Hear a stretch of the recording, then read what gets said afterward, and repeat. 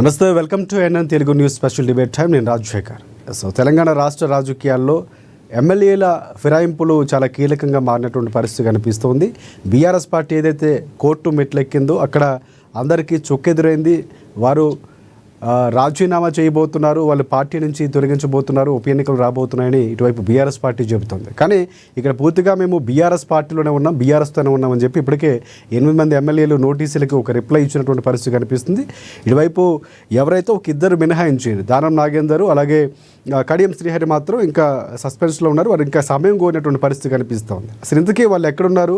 Party కండువాలు కావవి జాతీయ జెండా కండువాలు కప్పారని చెప్తున్నటువంటి పరిస్థితి కనిపిస్తుంది రేవంత్ రెడ్డి. కానీ ఇక్కడ కేటీఆర్ మెన్షన్ చేస్తూ కొన్ని వ్యాఖ్యలు చేశారు, ట్వీట్ చేస్తూ రాహుల్ గాంధీతో ఉన్న ఫోటోలు, రాహుల్ గాంధీని ఎందుకు కలిశారు మీరు, బీఆర్ఎస్ పార్టీలో ఉంటారన్నటువంటి ప్రశ్నలు సంధిస్తున్నారు.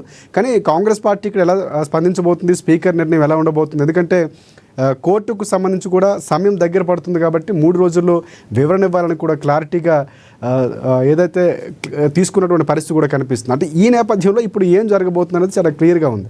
అంటే 10 మందికి సంబంధించినటువంటి 8 మంది క్లారిటీ ఇచ్చారా, ఇంతకీ ఏ పార్టీలో ఉన్నారు, మళ్ళీ కాంగ్రెస్ పార్టీతో సత్సంబంధాలు ఉన్నాయా, ఇప్పటికే బీఆర్ఎస్ పార్టీ నేతలు ప్రశ్నిస్తున్నటువంటి పరిస్థితి కూడా కనిపిస్తూ ఉంది. మీరు ఎక్కడుంటే కేసీఆర్ను కేటీఆర్ను కలవకుండా రేవంత్ రెడ్డిని ఎందుకు కలుస్తున్నారంటే అభివృద్ధి కోసం కలుస్తున్నామని చెప్తున్నారు. ఇవన్నీ కూడా ఒకసారి మనం ఈరోజు డిబేట్ పాయింట్లో చర్చిద్దాం. అంతోపాటు బీఆర్ఎస్ పార్టీ నుంచి రామ్మోహన్ గారు జాయిన్ అయ్యారు, వారికి ప్రత్యేక నమస్కారం. అలాగే ప్రముఖ రాజకీయ విశ్లేషకులు పాపిరెడ్డి గారు మనకి జూమ్ కాల్లో ఉన్నారు, వారికి కూడా నమస్కారం. అలాగే టీపీసీసీ సెక్రటరీ కొక్కొండ రాహుల్ గౌడ్ మనకి కాంగ్రెస్ పార్టీ నుంచి ఉన్నారు, వారికి కూడా నమస్కారం. అలాగే బీజేపీ సీనియర్ నాయకులు అట్లూరి రామకృష్ణ గారు మనకి జూమ్ కాల్లో అందుబాటులో ఉన్నారు, వారికి కూడా ప్రత్యేక నమస్కారం. ఒకసారి మనం ఈ వ్యవహారానికి సంబంధించి ఫస్ట్ ఒకసారి బీఆర్ఎస్ పార్టీ దగ్గరికి వెళ్దాం. బీఆర్ఎస్ పార్టీలో ఎందుకు వాళ్ళు ఉన్నారా లేకపోతే కాంగ్రెస్ పార్టీలో ఉన్నారా? ఎందుకంటే పిటిషన్ వేసింది వారే కాబట్టి ఒకసారి క్లారిటీ తీసుకుందాం. ఎస్ రామ్మోహన్ గారు నమస్తే అండి. నమస్తే అండి. ఎస్ రామ్మోహన్ గారు, ఎందుకు ఏంటి అసలు మీ పార్టీలో ఉన్నామని వారు నొక్కు ఒక్కాలని చెప్తుంటే మీరు లేరు అని చెప్తున్నారు, మళ్ళీ బయటకు వచ్చి జగదీష్ లాంటి వారు మా పార్టీలో ఉంటే ఎందుకు రేవంత్ రెడ్డి గారిని కలుస్తున్నారు? అభివృద్ధి కోసం కలిసినా కూడా మీకు ఇబ్బంది అవుతుందా? ముందుగా వారు ఎవరైతే శాసనసభ్యులు టీఆర్ఎస్ పార్టీ గుర్తుపైన గెలిచిన ఉన్నారో వాళ్ళు పార్టీ ఫిరాయించింది వాస్తవం, కాంగ్రెస్ పార్టీని కలిసి కండువాలు కప్పుకొని వారితో అంటగాగింది వాస్తవం. వారు ఊహించి ఉండలేదు, ఎందుకంటే టీఆర్ఎస్ ఇంత సీరియస్ గా తీసుకొని కోర్టుకు వెళ్తారని వాళ్ళు ఊహించలే కాబట్టి ఆ రోజు వాళ్ళు సుమారుగా 10 మంది పార్టీ మారిండ్రు. మరి ఈ రోజు సుప్రీంకోర్టు కలగ చేసుకొని స్పీకర్ గారికి అల్టిమేటం ఇవ్వడంతో బెదిరించుకొని భయపడి రాజకీయంగా వారి యొక్క పరిస్థితి ఇబ్బందికర పాలవుతుంది కాబట్టి వాళ్ళకి ఎగ్జిస్టెన్స్ ప్రాబ్లం అవుతుందని చెప్పేసి ఈ రోజు ఏమంటున్నారు, అబద్ధాలు మాట్లాడుతాం. వాళ్ళు ఏమాత్రం చిత్తశుద్ధి ఉన్నా, ధైర్యం ఉన్నా, సిగ్గు శరం ఉంటే, సిగ్గు నెత్తరు ఉంటే వాళ్ళ కూడా ఖచ్చితంగా నిజం చెప్పాలి. ఎందుకంటే పార్టీ కండువ కప్పుకుంది వాస్తవం. ఒకవేళ వారు అన్నట్టుగానే ముఖ్యమంత్రి గారి దగ్గరికి పని మీద పోయేటప్పుడు అన్నప్పుడు కలిసి రావచ్చు, మళ్ళీ టీఆర్ఎస్ భవన్కు రాలేదు. ఈ రోజు వరకు గారిని, కేటీఆర్ గారిని కానీ, శాసనసభ్యులను కానీ వారి యొక్క కాన్స్టిట్యున్సీ లోపల పార్టీ కార్యక్రమాలు అన్నిటికీ దూరంగా ఉన్నారు. మరి వారికి ఏం సమాధానం చెప్తారు? కండువా వేసిరంటే 3 రంగుల కండువ వేసిర్రు, ఇది జాతీయ చిహ్నం అని ఇట్లా అబద్ధాలు మాటలు, దిగజారుడు రాజకీయ మాటలు మాట్లాడవద్దు. ఇట్లా ఒకటే అవునండి, మేము కేసీఆర్ గారి పని నచ్చలేదు, లేదా మేము పార్టీ నచ్చలేదు. కానీ ఒకటి రామ్మోహన్ గారు, పార్టీ పేరు మీదే ఉన్నటువంటి సభ్యత్వానికి సంబంధించి ఐడి కార్డులకు సంబంధించి వారి శాలరీ రిసిప్ట్లు కూడా చూపిస్తున్నారు, మేము ఈ పార్టీ మీద తీసుకుంటున్నాం శాలరీస్ కూడా. అవన్నీ ఇదే అంటున్నాను, నీతి మాలిన మాటలు ఇవన్నీ. టెక్నికల్ గా పార్టీ ఏ గుర్తు పైన గెలిచిందో అసెంబ్లీలో గానీ వాళ్ళ యొక్క జీతభత్యాలు గానీ అదే పార్టీ పైన వస్తాయి.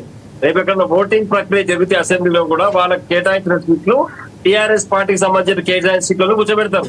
పార్టీ మారినంత మాత్రం ఈ యొక్క ఇది పోదు కాబట్టి అది ఈ యొక్క పాయింట్ ని వాళ్ళు పట్టుకొని ఈ మాటలు మాట్లాడుతున్నారు. ఇదే విషయం చెప్తున్నాం మనం, పార్టీ మారేది కాబట్టి సభ్యత్వం కోల్పోవాలని మేము చెప్తా ఉన్నాం. దాని కొరకే కోర్టుకు పోవాల్సి వచ్చింది, సుప్రీంకోర్టుకు పోవాల్సి వచ్చింది. ఖచ్చితంగా నిర్ణయం తీసుకోవాలి కాబట్టి అబద్ధాలు మాట్లాడుతున్నారు. ఇప్పుడు కడియం శ్రీహరి గారు, దానం నాగేందర్ గారు అక్కడ స్పీకర్ గారు వివరం ఇవ్వలేదు. దానం నాగేందర్ గారు ఎంపీసీ వచ్చి ఓడిపోయినా కాబట్టి నాకు జూబ్లీ సీట్ కావాలని అడుగుతా ఉన్నాడు. మరి టీఆర్ఎస్ భవన్ కి వచ్చి అడగకుండా కాంగ్రెస్ గాంధీ భవన్ కి వచ్చి ఎందుకు అడుగుతుంది టికెట్ అయినా? కాబట్టి ఇవన్నీ ఉన్నాయి కాబట్టి అందరూ గమనించారు. ప్రజలే మరి అంత వెర్రివులు గారు, పిచ్చోళ్ళు గారు, వాళ్ళు పూర్తిగా కాంగ్రెస్ పార్టీ కలిసి వాస్తవం. అది కలవని ప్రజాస్వామ్యం ఎవరు ఎక్కడైనా పోవచ్చు, నిర్బంధం ఏం లేదు. కానీ ఇది అబద్ధాలు మాట్లాడే విచిత్రంగా ఉంది. మరి మీ యొక్క అసెంబ్లీలో ముఖ్యమంత్రి దగ్గరికి మీ యొక్క అసెంబ్లీ అభివృద్ధి కొరకు పోయినట్టయితే కాన్స్టిట్యున్సీకి మీరు అక్కడ స్థానిక అసెంబ్లీలో మీ సెగ్మెంట్ లోపల పార్టీ కార్యక్రమం ఎందుకు నిర్వహిస్తలేరు? కేటీఆర్ గారు ఎందుకు కలవడం లేదు పార్టీ రాష్ట్ర అధ్యక్షుడుగా? ఈ రోజు ఉమ్మడి మహబూబ్నగర్ జిల్లాకు సంబంధించినట్టు గద్వాల నియోజకవర్గానికి కేటీఆర్ గారు పర్యటనకు వెళ్ళారు. మరి అక్కడ కిషన్మోహన్ రెడ్డి గారు ఏం చేస్తున్నట్టు కలుస్తున్నా కేటీఆర్ గారిని కలవడం లేదు. మన ఏం చెప్తారు టీవీలో అయినా, నేను టీఆర్ఎస్ పార్టీలోనే ఉన్నా, నాకు జీతం టీఆర్ఎస్ పార్టీకి వస్తుంది, కుర్చీ టీఆర్ఎస్, ఇవన్నీ అంటే ఏం మాట్లాడుతున్నట్టు.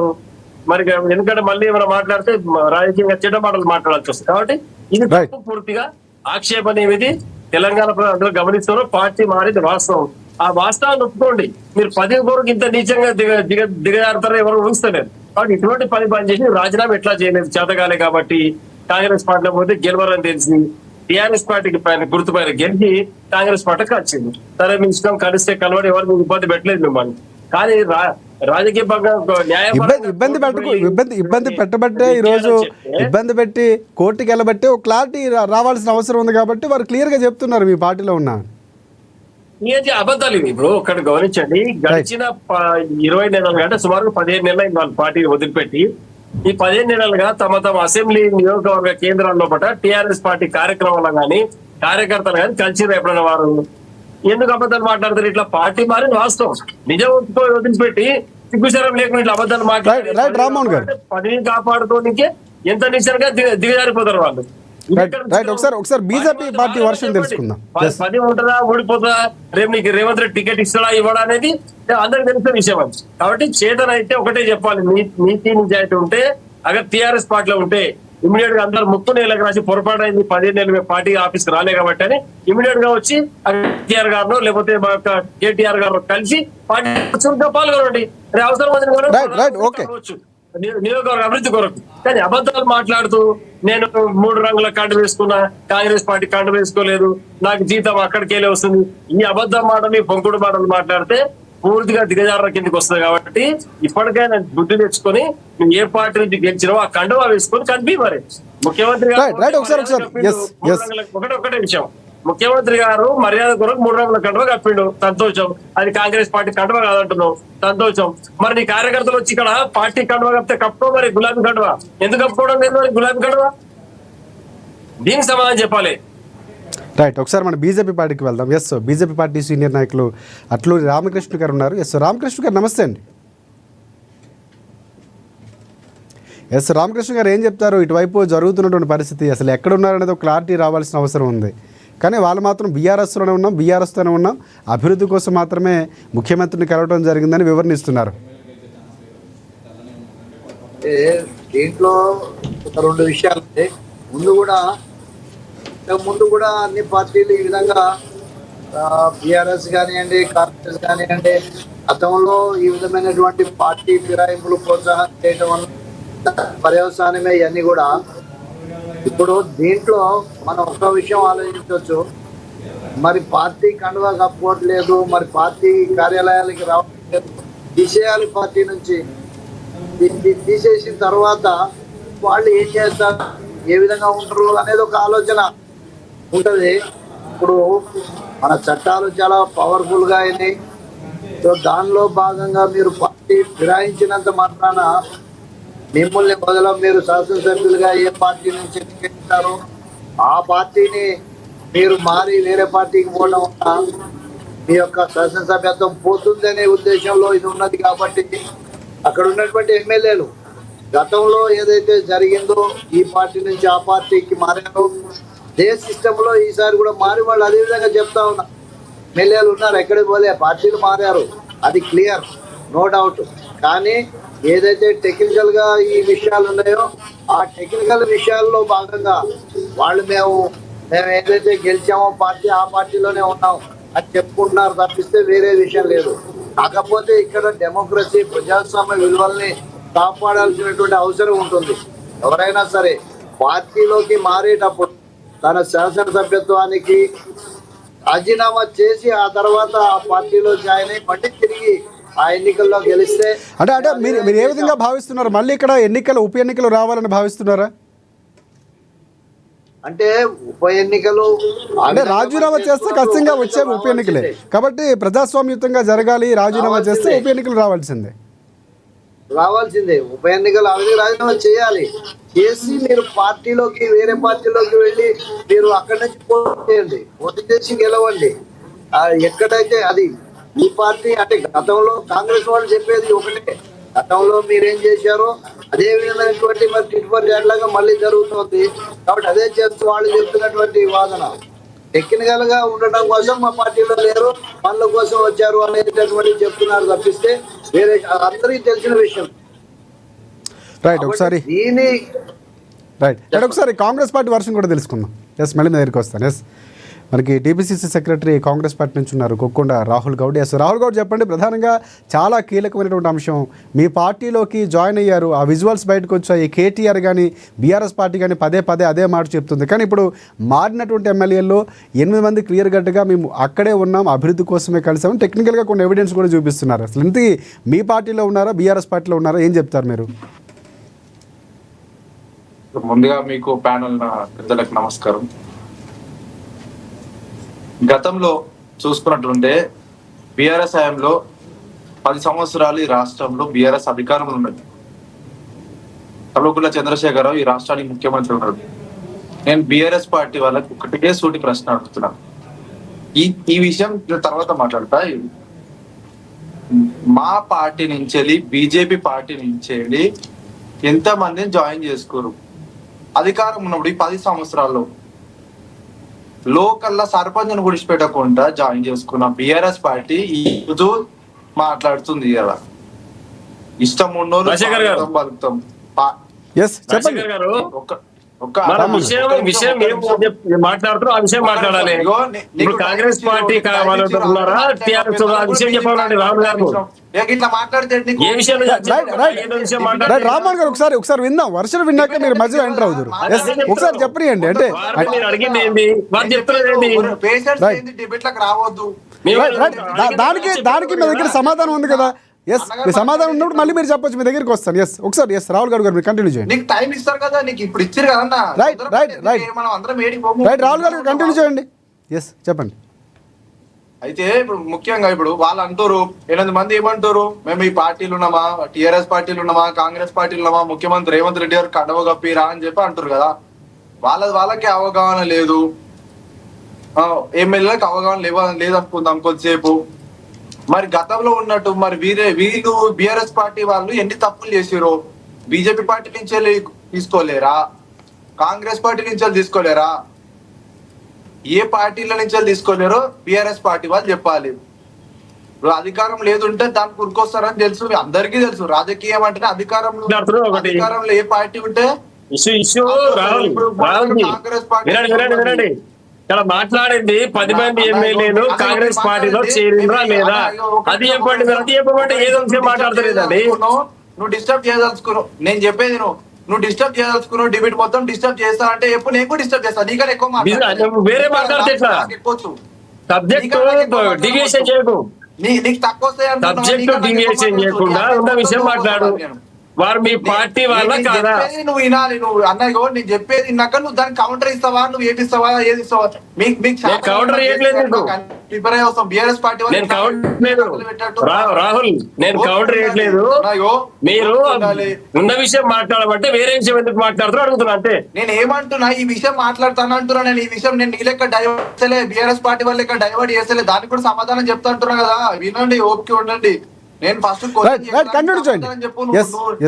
నువ్వు తర్వాత విషయం నేను ఏమంటున్నా మీరు క్వశ్చన్ చేసి రాహుల్ గారు కంక్లూడ్ చేయండి, చెప్పండి కంటిన్యూ చేయండి. అయితే సార్ ఇప్పుడు గతంలో ఉన్నప్పుడు వీళ్ళు ఎంత మంది తీసుకురో ఆ లెక్క కావాలి. మరి మేము ఎన్నడన్నా పిటిషన్ వేసినామా? బీజేపీ వాళ్ళు పిటిషన్ వేసిరా? ఎందుకు భయం కేటీఆర్ కి? సరే పోనీ కేటీఆర్ ఎమ్మెల్యేలకు భయం అనుకుందాం. ఉట్టినే కండవ కప్పిండు రేవంత్ రెడ్డి గారు, మేము ఉత్తగా అభివృద్ధి కోసం పోయినాం, ఆ అభివృద్ధి కోసం కండవ కప్పిన అని చెప్పన్నాడు. మరి కేటీఆర్ తెలియదా, కేసీఆర్ తెలియదా? పిలుచుకోవాలి కదా వాళ్ళ పార్టీ. అరే మీరు ఏ ప్లాన్ పార్టీ రాని క్లారిటీగా వాళ్ళకి వినిపించుకొని మాట్లాడారు కదా. మరి ఎందుకు పోతలేరు మరి కేసీఆర్ దగ్గరికి, కేటీఆర్ దగ్గరికి? నేను ఒకటి అడగలుచుకున్నా సార్, ఇగో ఉప ఎన్నికలు వచ్చినా మేము భయపడం. రేపు ఈ 10కి 10 ఉప ఎన్నికలు వచ్చి రేవంత్ రెడ్డి గారు క్లియర్ కట్టుకున్నారు. ఎమ్మెల్యేలు ఇప్పుడున్న ఎమ్మెల్యేలు కూడా, సిట్టింగ్ ఎమ్మెల్యేలు కూడా వాళ్ళు క్లియర్ కట్టుకున్నారు. ఉప ఎన్నికలు వచ్చినా కానీ భయపడం. జూబ్లీస్ ఉప ఎన్నిక వచ్చినా మేము సిద్ధమే దేనికైనా. మళ్ళీ మేము 10కి 10 అధికారంలో గన్ షాట్ మేము మళ్ళీ వస్తాము. మాకు ఈ 10 సీట్లకి 10కి 10 వస్తాయని మాకు నమ్మకం ఉంది. కాకపోతే మనస్ఫూర్తిగా టీఆర్ఎస్ పార్టీ వాళ్ళు గుండె మీద చేసేసుకొని చెప్పాలి. నేను అడిగేదానికి ఏంటంటే మీ హయాంలో 10 సంవత్సరాలు ఈ రాష్ట్రానికి ఇచ్చిన చంద్రశేఖర్ రావు అనేటోడు ఫామ్ హౌస్ ఈ రోజు కూర్చుండు, చేసిన పాపాలు కాడ కూర్చుండు. ఓకే, ఎంత మందిని జాయిన్ చేయించుకోడు, ఒక సర్పంచ్ ని వార్డు మెంబర్ గుడిసిపేట కూడా జాయిన్ చేయించుకుంటారు. మరి మేము ఎన్ని పిటిషన్లు వేయాలి, మేము ఎన్ని కోర్టులో మేము ఎన్ని చేయాలి చెప్పాలి. మరి దీనికి సమాధానం ఉందా బీఆర్ఎస్ పార్టీ వాళ్ళ దగ్గర? రైట్ రైట్ అది వివరం తీసుకుంటా. ఎందుకు 800 ఎమ్మెల్యే మీ పార్టీలో ఉన్నారా లేదా రాహుల్ గారు? సార్ ఈ 8 మంది ఎమ్మెల్యేలు మీ పార్టీలోనే ఉన్నారా, బీఆర్ఎస్ పార్టీలో ఉన్నారా? సార్ 100% ఉన్నారు సార్. ఇప్పుడు వీళ్ళకేమో అవగాహన లేకుండా వాళ్ళు ఏమంటారు అంటే సోషల్ మీడియా నమ్మే రైట్ రైట్ ఎమ్మెల్యేలు చెప్తున్నటువంటి మాటనే ఇక్కడ మనం తీసుకోవాలేమో. రైట్ ఒకసారి వాళ్ళు ఏమంటారంటే ఓకే రైట్ రాహుల్ గారు మళ్ళీ మీ దగ్గరికి వస్తారు మళ్ళీ. ఎస్ ఒకసారి మనకి రాజకీయ విశ్లేషకులు పాపిరెడ్డి గారు ఉన్నారు. పాపిరెడ్డి గారు నమస్తే అండి. నమస్కారం. ఎస్ పాపిరెడ్డి గారు విన్నారంటే 3 పార్టీల వర్షన్ విన్నారు. ప్రధానంగా అసలు ఎమ్మెల్యేలు బయటకు వచ్చి ఇప్పుడు చెప్తున్నారు. సో పార్టీలు ఏం మాట్లాడుతున్నారు కానీ వాళ్ళు మాత్రం వెళ్ళవలసిన సందర్భంలో వెళ్ళారు, ఇప్పుడు ఉన్నామని చెప్తున్నారు. ఆ సందర్భాలు కూడా మీకు తెలిసిందే. కానీ ఇక్కడ రాజకీయ చదరంగా అనొచ్చా లేకపోతే జరుగుతున్నటువంటి పరిణామాలకి ఏం చెప్తారు మీరు? ఇప్పుడు రాజశేఖర్ గారు మీ 3 పార్టీల ప్రజాప్రతినిధులు కూడా వాళ్ళ యొక్క వైఖరి కానీ వాళ్ళ పార్టీ యొక్క స్టాండ్ కానీ చెప్పడం జరిగింది. అయితే నేను ఒక విశ్లేషకుడిగా ఒక డెమోక్రటిక్ సిస్టమ్ బాగా నడవాలి, ప్రజాస్వామ్యం బాగా ఉండాలని కోరుకునేవాడిగా నేను భావించేది ఏంటంటే ఇక్కడ 3 పార్టీల యొక్క వైఖరి ఈ విధంగా ఉన్నది. ఉదాహరణకు బీఆర్ఎస్ ఇప్పుడు ఇంత పోరాటం చేస్తున్నది కదా. ఇప్పుడు ఏదైతే వాళ్ళ ఎమ్మెల్యేలు బయటకు పోయారు మా పార్టీ నుంచి వెళ్ళి ఫిరాయించినది, ఇదే అప్పుడు టీఆర్ఎస్ తర్వాత బీఆర్ఎస్ అనే పార్టీ, ఇదే పార్టీ దాదాపుగా 2014లో పెద్ద ఎత్తున తెలుగుదేశము నుంచి మొదలై బీఎస్పీ, తెలుగుదేశం, కాంగ్రెస్, ఆఖరికి సిపిఐ అటువంటి అన్ని పార్టీల నుంచి కూడా పెద్ద ఎత్తున ఫిరాయింపులు ప్రోత్సహించడం జరిగింది.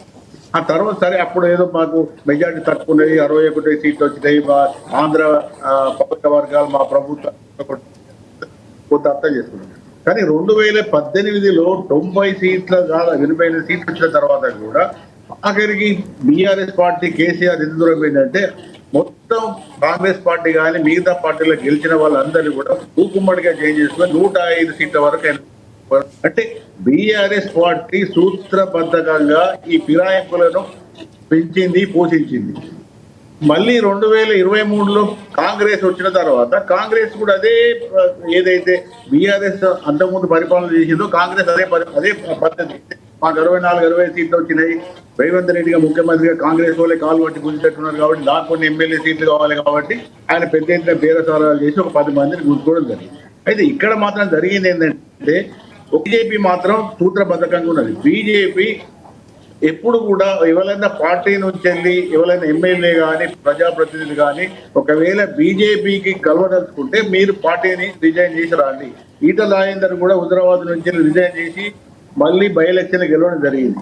అట్లాగే మునుగోడులో కోమటిరెడ్డి రాజగోపాల్ రెడ్డి రిజైన్ చేసి కాంగ్రెస్ నుంచి వెళ్ళి పోటీ చేసి ఓడిపోవడం జరిగింది. అంటే అదొక సూత్రబద్ధకమైన ఒక వైఖరి. అంటే మా దగ్గరికి ఎవరైనా వస్తే మీ పార్టీ నుంచి రిజైన్ చేసి రండి. కానీ బీఆర్ఎస్, కాంగ్రెస్ రెండు కూడా ఈ విషయంలో ఎటువంటి నియమాలు లేకుండా, విలువలు లేకుండా మొత్తం ఈ ప్రజాస్వామ్యాన్ని అపహాస్యం చేస్తున్నాయి. అప్పుడు వాళ్ళ అధికారంలో బీఆర్ఎస్ అదే చేసింది, ఇప్పుడు కాంగ్రెస్ అదే చేస్తుంది.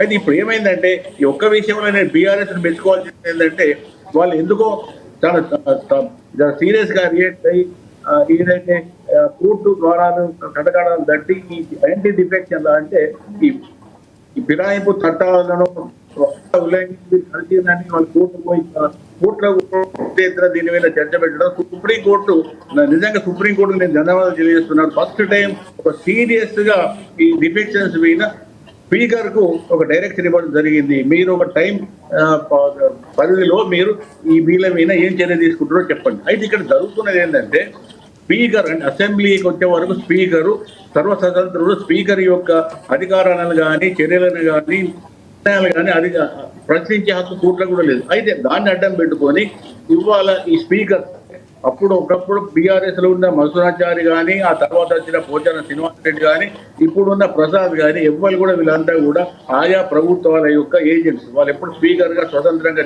తీసుకోలేదు, ఇప్పుడు స్పీకర్ కూడా అట్లా చేస్తున్నారు. అయితే ఇప్పుడు జరుగుతున్నది ఏంటంటే వాళ్ళు కాంగ్రెస్ లో, మీ ప్రశ్న ఏంటంటే వాళ్ళు కాంగ్రెస్ లో ఉన్నారా బీఆర్ఎస్ ఉన్నారు. వారు ఖచ్చితంగా బీఆర్ఎస్ లేరు, కాంగ్రెస్ వచ్చారు. వచ్చి ఎప్పుడైతే సుప్రీంకోర్టు జడ్జిమెంట్ వచ్చిందో, సుప్రీంకోర్టు జడ్జిమెంట్ వచ్చిన తర్వాత మళ్ళీ డిస్క్వాలిఫై అయితే మేము మళ్ళీ ఓటర్స్ దగ్గర పోయి గెలిచే ధైర్యం లేదు. కాబట్టి మేము ఇప్పుడు మళ్ళీ బీఆర్ఎస్ లో ఉన్నాం. అంటే ఇప్పుడు ఎమ్మెల్యేలు టెక్నికల్ గా కొన్ని ఎవిడెన్స్ లేకపోతే ఏదో కొన్ని అంశాలు చెప్తున్నారు, మేము ఈ పార్టీలోనే కొనసాగుతున్నాం, అభివృద్ధి కోసం కలిసామని చెప్తున్నా. ఇది ఇప్పుడు ఆమోదయోగ్యం అంటారా? కొనసాగే అవకాశం ఉందా? కోర్టు ఏమైనా ఇన్వాల్వ్ అయ్యే అవకాశం ఉందా? ఇప్పుడు ఒకటే విషయం, ఇప్పుడు ఇవన్నీ కూడా ఈ అన్ని ఆర్గ్యుమెంట్స్ కూడా వాళ్ళు అక్కడ పెట్టారు సుప్రీంకోర్టులో. ఇప్పుడు ఇక్కడ చెప్తున్నాయి చాలా మటుకు అక్కడ కూడా చెప్పారు మేము అన్న పోలేదు. అది కొందరు ఎమ్మెల్యేలు కూడా అఫిడవిట్ వేసుకున్నారు, అయినా కూడా కోర్టు వెళ్ళలేదు. వినకుండా స్పీకర్ కు డైరెక్షన్ ఇచ్చింది, మీరు ఒక నిర్ణీత వ్యవధిలో మీరు యాక్షన్ తీసుకోండి. అయితే ఇప్పుడు నా ఉద్దేశంలో నేను అనుకునేది ఏంటంటే, మళ్ళీ స్పీకరు సుప్రీంకోర్టు నిర్ణయాన్ని ఏదో విధంగా కింది మీద చేసే అవకాశం ఉంది, గట్టిగా నమ్ముతుంది. ఎందుకంటే మళ్ళీ ఏదో టెక్నికల్ రీజన్ పెట్టి మళ్ళీ నేను అనుకుంటా, ఎందుకంటే కాంగ్రెస్ యొక్క అధికార ప్రతినిధి స్పీకర్ కాబట్టి స్పీకర్ స్వతంత్ర నిర్ణయాలు అంటూ ఏముండదు. రేవంత్ రెడ్డి గారు కాంగ్రెస్ ప్రభుత్వం ఏం చెప్తే ఆ స్పీకర్ ప్రసాద్ గారు అదే చేస్తారు. కాబట్టి ఆయనే నేను సభాపతిని, స్వతంత్రంగా నిర్ణయాలు చేసుకోవాలి, ప్రజాస్వామ్యాన్ని రక్షించాలంత ఆ తప్పన కానీ అవకాశం కానీ అధికారం కానీ ఆయనకు లేదు. కాబట్టి తప్పకుండా ప్రభుత్వము అటు అధిక నాయకత్వమైన కాంగ్రెస్ కానీ ఇటు ముఖ్యమంత్రి కానీ వాళ్ళందరూ కలిసి నేను అనుకుంటాను, నేను ఏమనుకుంటానంటే ఈ నిర్ణీత సమయం వస్తున్న టైంలో ఏదో ఒక టెక్నికల్ ఇష్యూ మీద వాళ్ళు, ఇప్పుడు మీరు చెప్తున్నాయి రాజశేఖర్ గారు వాళ్ళు ఇల్లు ఉన్నారన్నారు, మా దాంట్లో లేరు అంటున్నారు. దీన్ని ఏమంటామంటే ఇది ఒక విధంగా సుప్రీంకోర్టు జడ్జిమెంట్ ను మళ్ళీ వక్రీకరించడానికో లేకపోతే దాన్ని ఏదో విధంగా ఏది సేఫ్ గార్డ్ అంటే మళ్ళీ నీరు కట్టడానికి ప్రయత్నం చేస్తారు.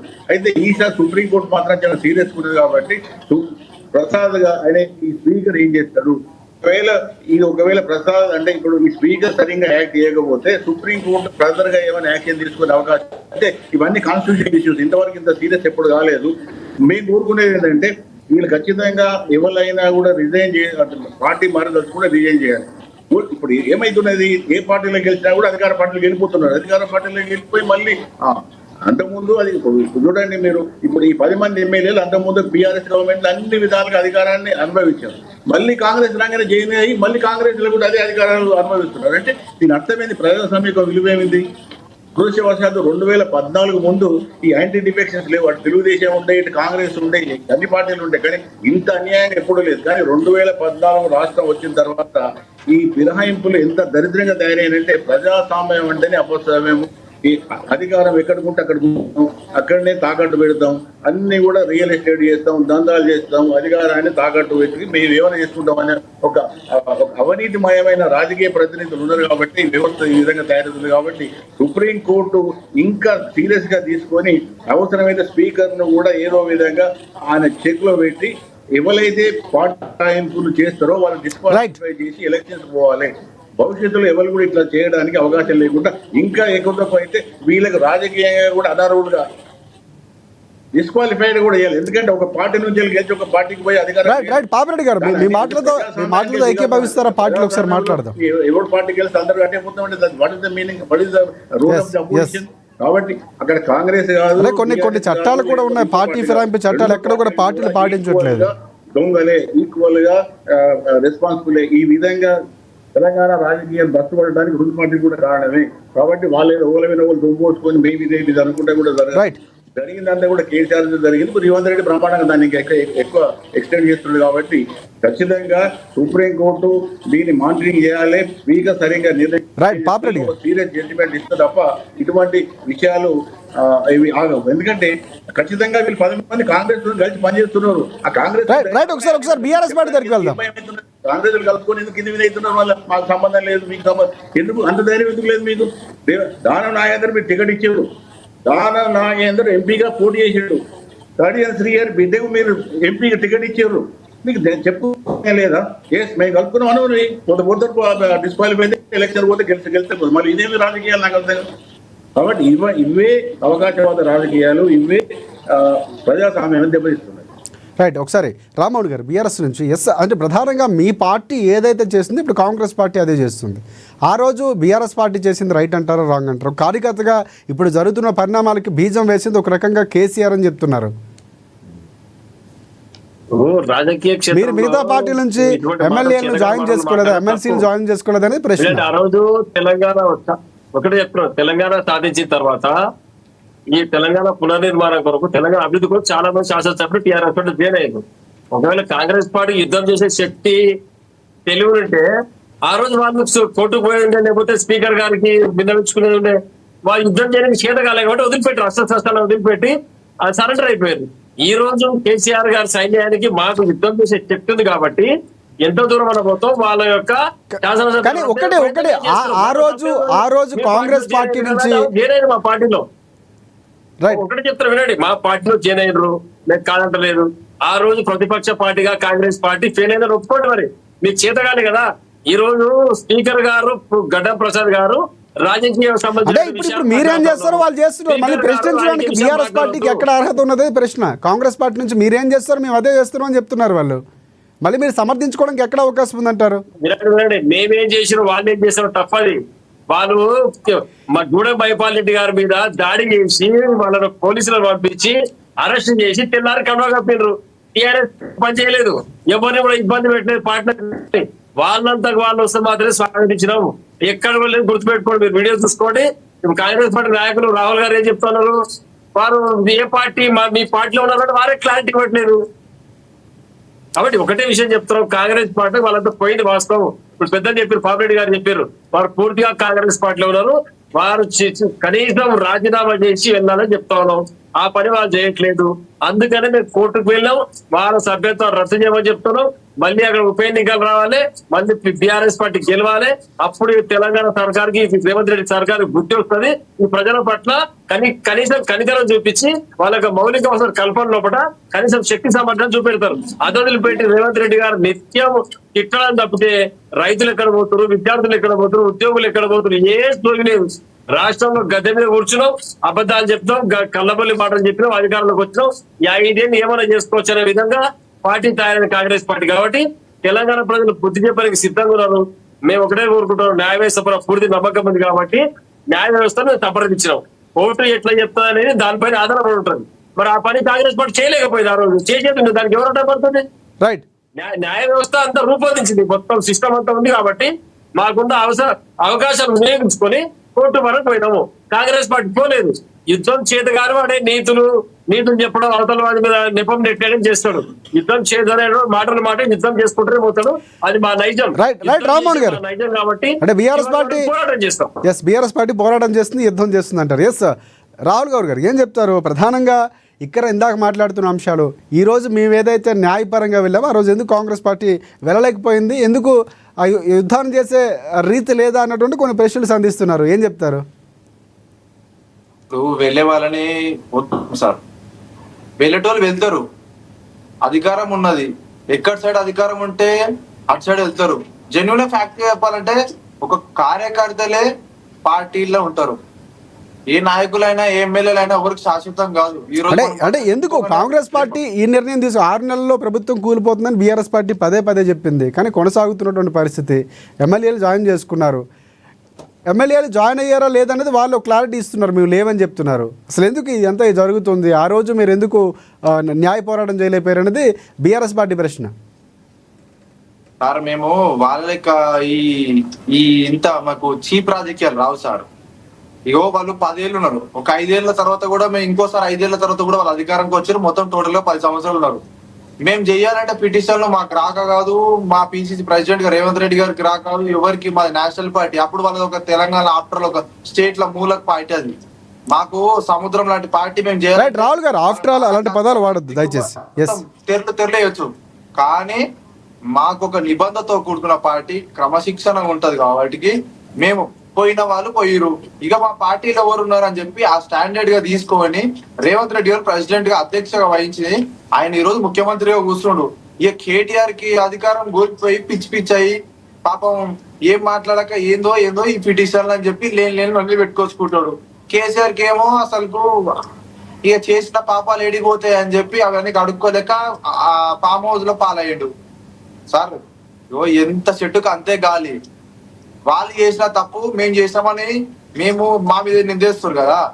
మేమేం పార్టీలో దబదబ వచ్చి దబదబ మేము కండుగలుగా వేసుకుంటాం అని వాళ్ళు ఇష్టపూర్వకంగానే వచ్చారు. ఆ రోజు వాళ్ళ పార్టీలో పోయినప్పుడు మా నాయకులు ఇష్టపూర్వకంగానే పోయారు. మేము వాళ్ళని వద్దలే. అంటే ఇంతకీ మీ పార్టీలో జాయిన్ అయినట్లా? ఇప్పుడు వాళ్ళు జాయిన్ కాలేదు, మీ పార్టీలో చేరలేదు. ఇక్కడ ముఖ్యమంత్రి కప్పినటువంటి కండువాలు ఏవైతే ఉన్నాయో అవి రంగుల 3 రంగుల జెండా ఏవైతే ఆ రంగుల కండువాయే తప్ప పార్టీ కండువా కాదంటున్నారు. లేదు సార్, అది అంటే ఈ విషయానికి క్లారిటీ ఇవ్వాల్సింది ఎమ్మెల్యేలు ఇవ్వాలా, కాంగ్రెస్ పార్టీ ఇస్తుందా? లేదు సార్, వాళ్ళు ఎమ్మెల్యే వాళ్ళు కూడా క్లారిటీ ఇవ్వాలి, మా పార్టీ పరంగా కూడా క్లారిటీ ఇవ్వాలి. అంటే ఇప్పుడు కోర్టు తీర్పు కానీ స్పీకర్ తీసుకున్న నిర్ణయాలపైన నమ్మకం ఉందా? ఏం చెప్తారు? 100% కోర్టు మీద నమ్మకం ఉంది సార్. వాళ్ళు కోర్టు విచారణ చేసుకుంటారు కదా కేటీఆర్ ని, చేసుకోమని చూసుకుందాం. ఏం అంటే ఏమైతుంది సార్, ఉప ఎన్నికలు వస్తాయి. ప్రభుత్వం మాదే, 10 సీట్లు పోయినా కానీ మేము ప్రభుత్వ అధికారంలో ఉంటాం. 10 ఏళ్ళు ఒప్పుకోబెట్టాం సార్. నిద్ర లేకుండా కేసీఆర్ మీద పోరాటం చేసినాం. కాంగ్రెస్ పార్టీ చేసింది, అటు బీజేపీ పార్టీ చేసింది. 2 ఏళ్లలో నీకు నీళ్ళు వస్తున్నాయి అంటే కళ్ళలోకి వెళ్ళి, మరి మాకెంత రావాలి 10 ఏళ్లలో? మరి మా ఎంతమంది ఎమ్మెల్యేలు కొనుక్కోపోయారు? మా బీజేపీ పార్టీలు ఎంతమంది తీసుకోపోయిండు కేసీఆర్? బీఎస్పీ పార్టీ నుంచి వెళ్ళి సిపిఐ నుంచి వెళ్ళి పెద్దలు చెప్తున్నట్టు ఎన్ని పార్టీలు కొనుక్కున్నాడు. మరి మేము ఇవన్నీ చూసి కూడా మేము ఏమనలేకపోయినామంటే మాకు చేతగాక కాదు. మేము కేసీఆర్ అంతా చిల్లర రాజకీయాలు మేము చేయం. బీఆర్ఎస్ పార్టీకి చిల్లర రాజకీయం వస్తుంది. అప్పుడు టీఆర్ఎస్ పార్టీ ఉండే, ఇప్పుడు బీఆర్ఎస్ పార్టీ అయింది. మాకు అప్పటి నుంచి నేషనల్ పార్టీ. మేము చెయ్యాలంటే ఇట్లాంటి పిటిషన్లు మాకు తెలియక కాదు, కోర్టులు మాకు తెలియక కాదు. మాట్లాడు. చిల్లర రాజకీయాలు మీరు చేస్తారు. తెలంగాణ ద్రోహులు మీరు. తెలంగాణ ఉద్యమానికి తుపాకీ తీసుకొని తిరిగిన వ్యక్తి రేవంత్ రెడ్డి. తెలంగాణ 12,000 విద్యార్థులు ప్రాణానికి పోవడానికి కారణం సోనియా గాంధీ. తెలంగాణ రావణ కష్టం రంగానికి కారణం ఇందిరాగాంధీ. తెలంగాణ ఉద్యమాన్ని సర్వనాశనం చేసి కాంగ్రెస్ పార్టీ. చిల్లర రాజకీయాలు చేసేది మీరు. కాంగ్రెస్ పార్టీ చిల్లర రాజకీయాలు చేస్తుంది. మతకాలాలు పెట్టి హైదరాబాద్ నగరాన్ని సర్వనాశనం చేశారు కర్ఫ్యూలు పెట్టి. సంవత్సరానికి 4 ముఖ్యమంత్రులు మార్చింది మీ కాంగ్రెస్ పార్టీ. మీరు మాట్లాడతారు తెలంగాణ గురించి. తెలంగాణ తీసుకొచ్చిన కేసీఆర్. ఒక్కటి గుర్తుపెట్టుకో, టాప్ టు పార్టీ ఉన్న రాజు తెలంగాణ ఇవ్వలేదు మీరు. మీకు తెలియదు మళ్ళీ మాట్లాడతలేదండి. మళ్ళీ చిల్లర రాజకీయాలు మాట్లాడతాం. చిల్లర రాజకీయాలు చేసే మీరు మేము కాదు, గుర్తుపెట్టుకోండి. తెలంగాణలో కూడా తెలంగాణలో నాశనం పట్టించింది ఎవరు? ఉమ్మడి రాష్ట్రంలో కూడా రాజశేఖర రెడ్డి ఏం చేసిండు, కిరణ్ కుమార్ రెడ్డి ఏం చేసిండు, మర్రి చెన్నారెడ్డి, కోట్ల విజయభాస్కర్ రెడ్డి, నెల్లూరు జనార్దన్ రెడ్డి, వీళ్ళంతా ఏం చేసిండు? ఇలా కాసు బ్రహ్మానంద రెడ్డి.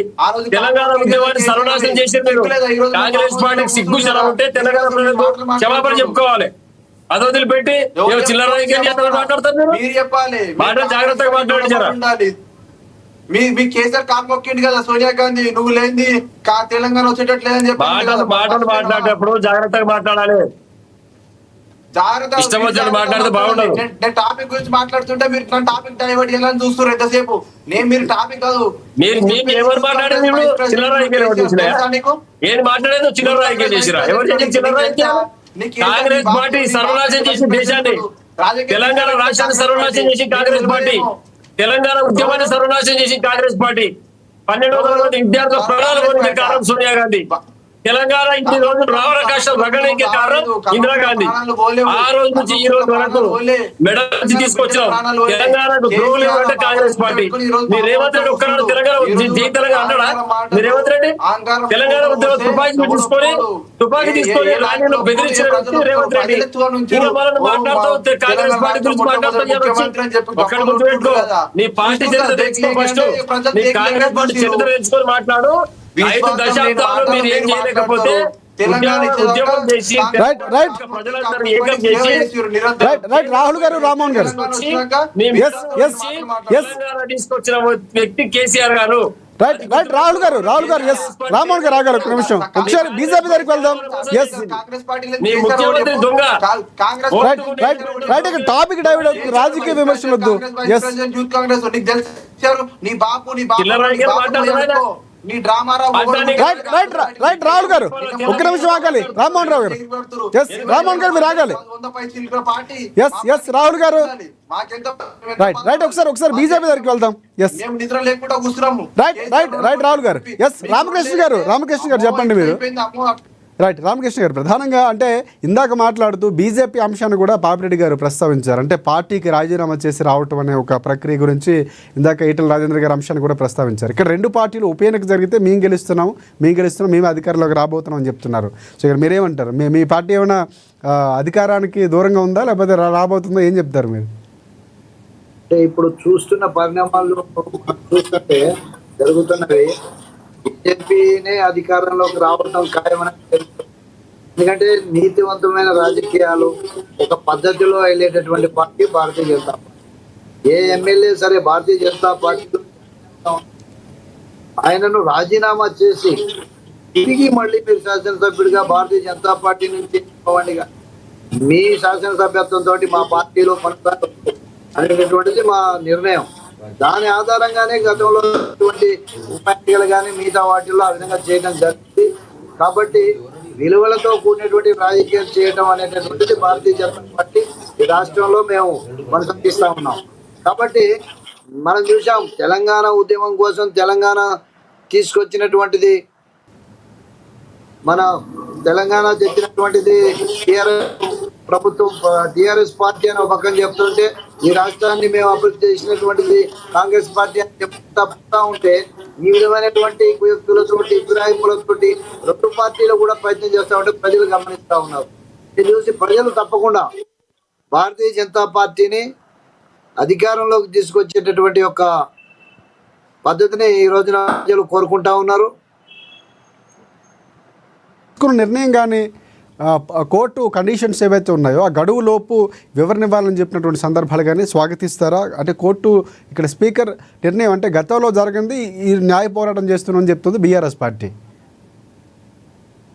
తప్పకుండా ఈ విషయంలో తప్పకుండా కోర్టు ఏదైతే నిర్ణయాలు కోర్టు ప్రకటిస్తా ఉందో, కోర్టు చెప్పమని చెప్తుంటే దాన్ని స్వాగతించాల్సిందే. న్యాయ వ్యవస్థను బలోపేతం చేసుకోవాలా. ప్రభుత్వాలు ఏ రోజు కూడా న్యాయ వ్యవస్థ మీద అధికారం చెలాయించడానికి వీల్లేదు. కాబట్టి ఇది గతంలో న్యాయ వ్యవస్థ శాసన వ్యవస్థ మధ్యలో తీవ్రమైనటువంటి అగాధం వస్తా ఉన్నది.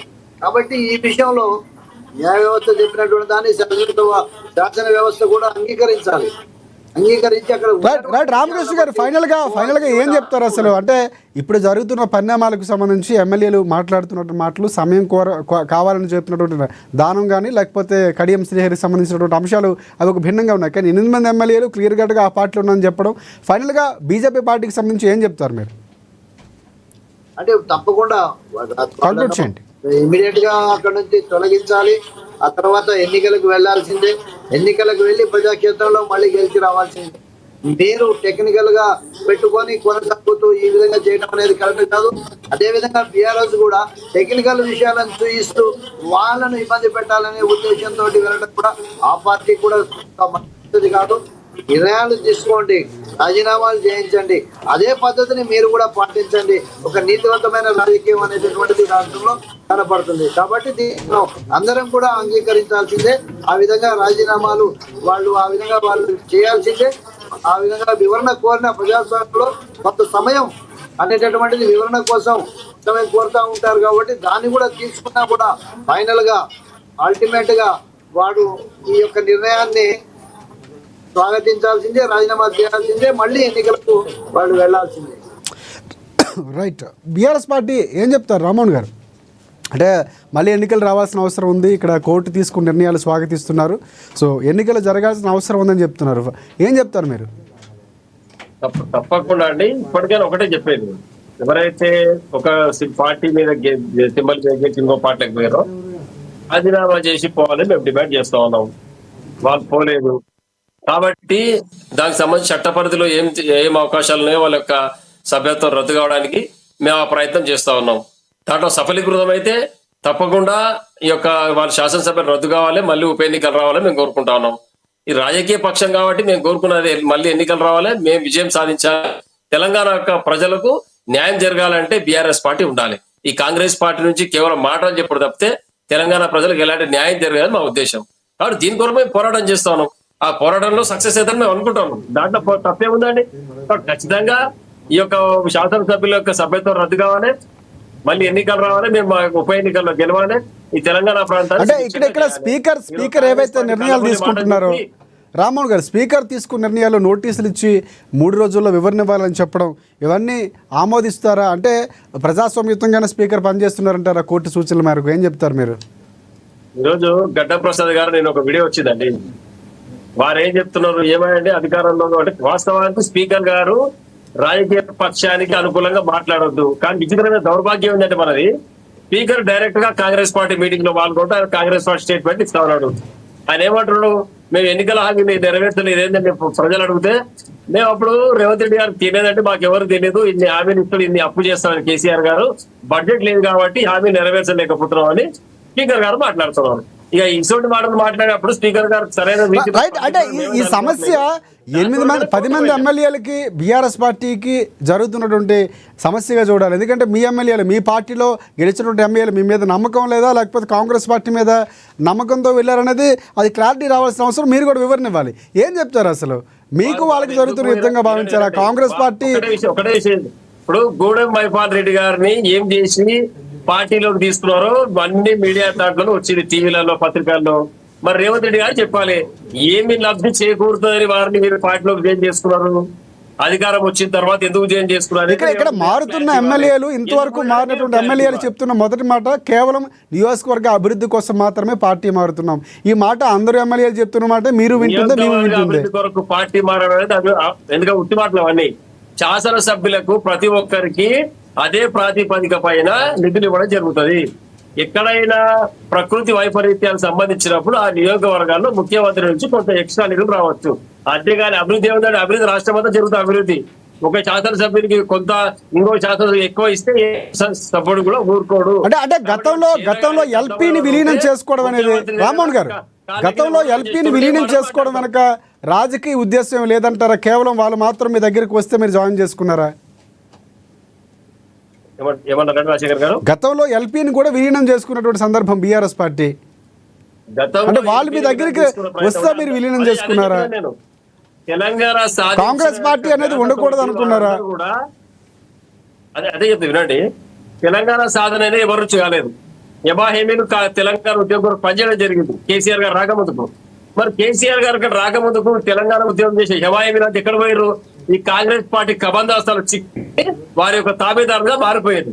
కాబట్టి ఒక్కడు కేసీఆర్ గారు తెలంగాణ యొక్క సంపన్న వర్గాలను, కార్మికులు, కర్షకులు, మహిళలు, వృద్ధులు, పిల్లలు అందరిని ఏకం చేసి భుజాన్ని ఎత్తుకొని, కాడి భుజాన్ని ఎత్తుకొని చివరి వరకు తెలంగాణ సాధించే వరకు వదిలిపెట్టలేదు. ఆ విషయంలో సక్సెస్ అయింది, అందరూ ఒప్పుకోవాల్సిన విషయం. మరి ఆ దృష్టి పదే తెలంగాణ అంశం మారిపోయింది. రామ్మోహన్ గారు, ఫైనల్ గా ఏం చెప్తారు? ఫైనల్ గా కంక్లూడ్ చేయండి. చేయాలని మా దగ్గర రావడం జరిగింది. రైట్, ఫైనల్ గా కంక్లూడ్ చేయండి. తీసుకోలేదు ఎవరిని. రైట్, కంక్లూడ్ చేయండి ఫైనల్ గా. కానీ ఇప్పుడు ఒకటి చెప్పేది, మీ యొక్క శాసనసభ్యత్వం రద్దు అయిపోవాలి, ఖచ్చితంగా ఉప ఎన్నికలు రావాలి, స్పీకర్ గారు దానికి అనుగుణంగా నడుచుకోవాలని చెప్పి విజ్ఞప్తి చేస్తాం. రైట్, కాంగ్రెస్ పార్టీ నుంచి రాహుల్ గౌడ్ గారు ఏం చెప్తారు? ఫైనల్గా కంక్లూడ్ చేయాల్సిన అవసరం ఉంది. అంటే మీ రాజకీయంగా పార్టీలో ఉన్నటువంటి పార్టీ, ప్రభుత్వంలో ఉన్నటువంటి పార్టీ, సో ఫైనల్గా ఏం చెప్తారు? స్పీకర్ నిర్ణయాన్ని గౌరవిస్తారా? ఏం జరగబోతుంది అంటారు? మీ అభిప్రాయం ఏంటి? కంక్లూడ్ చేయండి. బీఆర్ఎస్ పార్టీ వాళ్ళ కోరిక మేరకే ఉప ఎన్నికలు వచ్చినా గానీ కాంగ్రెస్ పార్టీ మళ్ళీ 10కి 10 సీట్లు వస్తాయి. వాళ్ళ పార్టీ ఎమ్మెల్యేలే ఇందులోకి వచ్చి చేరేరు. నేనే క్లారిటీకి ఇస్తున్నా. వాళ్ళు ఏదో భయపడో ఇంకా అడిగేసో. కానీ మీరు చేరారని చెప్తున్నారు, చేరిన వారు ఇంకా మేము ఆ పార్టీలో ఉన్నామని చెప్తున్నారు. ఆ క్లారిటీ కూడా మీరు చెప్పాల్సిన అవసరం ఉంది. అరే సార్, 8 మంది మేము పార్టీలో ఉన్నాము, బీఆర్ఎస్ పార్టీతోనే ఉన్నామని చెప్తున్నారు. అక్కడ వాళ్ళేమో మా పార్టీలో లేరని చెప్తున్నారు, మీరేమో మీ పార్టీలో లేరని చెప్తున్నారు. మధ్యలో వాళ్ళు ఉన్నటువంటి పరిస్థితి కనిపిస్తా ఉంది. సార్, నేను క్లియర్ గా నేను గాంధీ భవన్ లో కూడా ఇప్పుడు ఉన్న ఎమ్మెల్యేలు కూడా చూసిన. పిసిసి మీటింగ్ జరిగినప్పుడు కూడా ఇదే అర్కపూర్ గాంధీ వీళ్ళందరూ గూడెం మైపాల్ రెడ్డి కూడా గాంధీ భవన్ కి వచ్చిన దినాలు ఉన్నాయి, ఫోటోలు కూడా ఉన్నాయి, వీడియోలు కూడా ఉన్నాయి మా దగ్గర. గాంధీ భవన్ కి అయితే వేరే పార్టీ రారు కదా సార్, జాయిన్ అయితేనే వస్తారు కదా. ఈ బీఆర్ఎస్ పార్టీ వాళ్ళకి తెలియక ఇక ఓ కారణాలు ఉండి ఇక వాళ్ళు ఎంతసేపు ఆ వీడియోలు వచ్చిన వీడియోలు నమ్ముతారు. జర ఇలా అలవాటు అనమాట, సోషల్ మీడియా వీడియోలు నమ్మడం. కేటీఆర్ బ్యాచ్ కి అంతా అలవాటు అనమాట, ఇలా ట్రైనింగ్ అదే ఇస్తారు. సో జర నమ్మకూరి బీఆర్ఎస్ పార్టీ వాళ్ళు ఏంటంటే వాళ్ళు కాంగ్రెస్ లో ఉన్నారు. సరే, మీరు అనుకున్న కోరిక మేరకు ఉప ఎన్నికలు వచ్చినా గానీ కాంగ్రెస్ పార్టీలే మళ్ళీ గెలుస్తారు వాళ్ళు. కాంగ్రెస్ పార్టీకి 10కి 10 సీట్లు వస్తాయి. మీకు వచ్చిన దానిగానే మీకు ప్రజలు ఇయ్యరు. ఎందుకంటే మీకు Right, conclude చేయండి. చూసిరు, 10 ఏళ్ళ అహంకారం చూసారు. మీ కేసీఆర్ అహంకారనే, కేటీఆర్ అహంకారనే. ఇంకా మళ్ళీ ఏ ముఖం పెట్టుకుని అధికారంలోకి వస్తున్నారు? జర ఒక్క పట్టుర్రి, మేము చేసే పాలన చేసిరు కదా, రెస్ట్ తీసుకోరు, ఫామ్ హౌస్ లో కూర్చుండు కదా. ఊరికి ఆడితే కాదు పెద్దన్న, జర ఆగాలనే, అన్నిట్లా ఆగాలి. నువ్వు ఈడ కొట్లాడుతున్నావు, మీ కేసీఆర్ వచ్చి అసెంబ్లీకి వచ్చి కొట్లాడమని చెప్పు. ఇవే అన్నిట్లనే నువ్వు టీవీలలో కొట్లాడుతున్నావు కదా, మీ కేసీఆర్ అసెంబ్లీకి వచ్చి మాట్లాడమని చెప్పు. ఎన్ని అవినీతులు చేసిండో, ఏమేమి చేసిండో అది మీకు తెలియదు. పాపం కార్యకర్తలు అమాయకుడు సార్, బీఆర్ఎస్ పార్టీ వాళ్ళు. ఏంటంటే రైట్ రాహుల్ గారు, ఎస్, ఏ వీడియోలు వస్తాయి అవి రైట్, ఒకసారి మనం అట్లా సోషల్ మీడియాలో వీళ్ళకి ట్రైనింగ్ ఉంటుంది అన్నమాట. రైట్, ఫైనల్గా ఉప ఎన్నిక రావాలంటారు, ఉప ఎన్నికలో గెలుస్తామని చెప్తారు, అంతేగా? 100% గెలుస్తాము. వచ్చినా మేము వెనకడికి వెయ్యము. రేవంత్ రెడ్డి గారు కూడా క్లారిటీ ఉన్నారు, పార్టీ కూడా క్లారిటీగానే ఉన్నది. ఇక వీళ్ళు ఏదో ఆశా భావాలు ఏదో మేము అధికారంలోకి వస్తాము, మాకు 10 సీట్లు వస్తాయని చెప్పి ఊహాలు ఏం బంద్ చేసుకోరు ఇక. ఎందుకంటే మీకు కేటీఆర్ కూడా తెలుసు, మీకు కూడా తెలుసు. కానీ మీకు పాపం మీకు తెలియదు కార్యకర్తలకైనా మీకైనా. ఎందుకంటే కవితనే పక్క పెట్టారు కానీ జర జాగ్రత్త ఉండరు మీరు. రైట్ రైట్ పాపిరెడ్డి గారు, ఫైనల్గా ఏం చెప్తారు, కంక్లూడ్ చేయండి. రాజశేఖర్ గారు, ఇప్పుడు వీళ్ళు 3 పార్టీలు మళ్ళీ అదే స్టాండ్ చెప్తున్నారు. ఒక విషయం ఏంటంటే, నేను మీ అమ్మ టీవీ ద్వారా ప్రజలకు, తెలంగాణ ప్రజలకు అందరికి చెప్పవలసింది, మొదలు రాజకీయ పార్టీలు ఒక నియమావళి, ప్రజాస్వామ్యము, ఒక కట్టుబాటు ఉండకపోతే జరిగే అనర్థాలు ఇవే జరుగుతాయి. అధికార పార్టీ కన్నుమిన గానకుండా ఇష్టారాజ్యం చేస్తామని లాస్ట్ 10 years కేసీఆర్, టీఆర్ఎస్ అదే చేసింది. ఇప్పుడు కాంగ్రెస్ వచ్చిన తర్వాత ఇంకొక అడుగు ముందుకేసి అది కూడా అదే చేస్తున్నారు. అంటే పార్టీ నియమాలు, ప్రజాస్వామ్యం అనేది ఈ 2 పార్టీలకు ఏం అవసరం లేదు. అవకాశవాదం, అధికారం నిలబెట్టుకోవడం, దానిలో ఎమ్మెల్యేలు కొనడం, అమ్ముడు వాళ్ళు ఉన్నారు, కొనే వాళ్ళు ఉన్నారు కాబట్టి నల్ల పెద్ద గొప్ప. కాబట్టి పార్టీలో నియమావళి కట్టుబడి ఉండకుండా ఇప్పుడు బీజేపీ ఉన్నది. బీజేపీ ఇప్పుడు నేను చెప్పిన కదా, బీజేపీ ఈట రాజేంద్ర రిజైన్ చేసి గెలిచిండు, ఆయన కోమటిరెడ్డి రాజగోపాల్ రెడ్డి రిజైన్ చేసి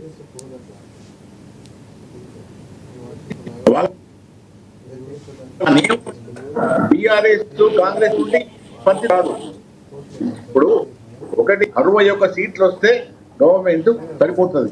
నీకు 90 సీట్లు లేదు, 100 ఎందుకు పోతుంది? ఇటు వాళ్ళు అటు పోవద్దు, అటు వాళ్ళు ఇటు పోవద్దు. ఎవరు ఎక్కడికి పోవడానికి అవకాశం లేదు. లేకుండా ఉండడం అనేది పార్టీల నియమావళి ఉల్లంఘించిన పరిణామాలు ఇది ఒకటి. రెండవది ఏంటంటే, పార్టీ ఫిరాయింపులను ఎట్లాంటి పరిస్థితుల్లో కూడా ఉపేక్షించద్దు, క్షమించద్దు. ఎందుకంటే పార్టీ ఫిరాయింపులని ప్రజాస్వామ్యాన్ని, పార్టీ వ్యవస్థలను, తర్వాత ఒక వ్యవస్థని అది నవ్వుతుంది. కాబట్టి ఎవరైనా కూడా అప్పుడు జరిగితే దాని తీవ్రమైన చర్య ఉండాలి. అయితే నేను ఫైనల్ గా చెప్పాల్సింది ఏంటంటే, ఇక్కడ కాంగ్రెస్ ఏం చేస్తుందంటే అఫీషియల్ గా మాకు సంబంధం పిలుస్తుంది. రైట్ రైట్ రైట్ పాపిరెడ్డి గారు, కంక్లూడ్ చేయండి. కాంగ్రెస్ ఏం చేస్తుంది, మాకు సంబంధం లేదంటది. ఆ బీఆర్ఎస్ ఎమ్మెల్యేలు 8 మంది ఏమంటారంటే, ఇప్పుడు బీఆర్ఎస్ ఉన్నాం, మాకు సంబంధం లేదని.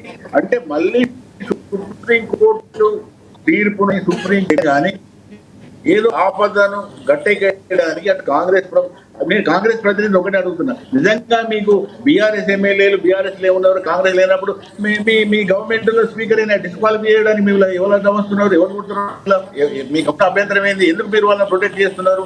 ఇవన్నీ చూస్తే ఏంటంటే అటు కాంగ్రెస్, బీఆర్ఎస్ ఎమ్మెల్యేలు ఒకటే వైపు ఉన్నారు. కాబట్టి సుప్రీం అన్ని గమనించి మళ్ళీ ఒక ఏదన్నా అనుకోని పరిణామాలు ఏమైనా జరుగుతా మాత్రం తీవ్రమైన చర్య తీసుకోవాలి.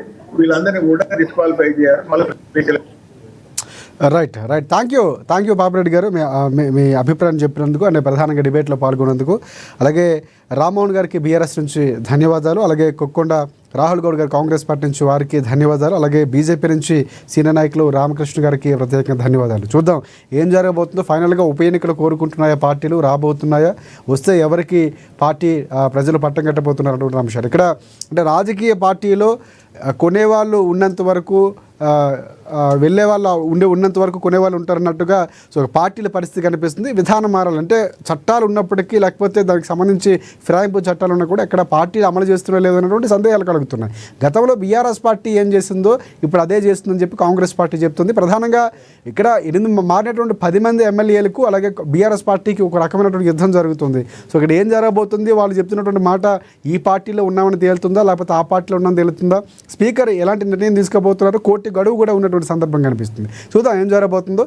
ఇది వాటి స్పెషల్ డిబేట్. మరిన్ని అప్డేట్స్ కోసం చూస్తూనే ఉండండి ANN తెలుగు న్యూస్.